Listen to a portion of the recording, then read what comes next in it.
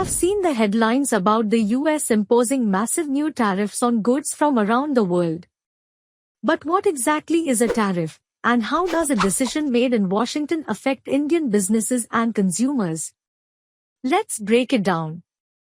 Think of a tariff as an import tax or an entry fee.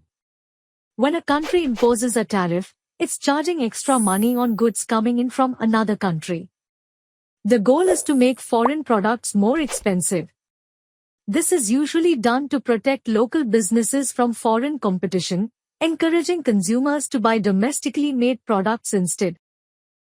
The recent US tariffs are primarily aimed at making certain foreign goods, especially from China, significantly more expensive to protect American industries like electric vehicles and steel. So, where does India fit in? It's a double-edged sword.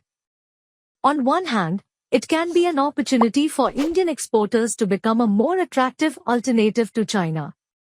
But on the other hand, Indian products in sectors like steel and aluminium can also be hit by these tariffs, making our goods more expensive in the US market. This is where international trade law comes in. Countries affected by these tariffs can challenge them at the World Trade Organization, which acts as a global referee for trade disputes. Another common response is retaliation, where a country like India might impose its own tariffs on American goods coming into our market. This can lead to a trade war, where prices for many imported goods can rise for everyone. So, a tariff is much more than a headline.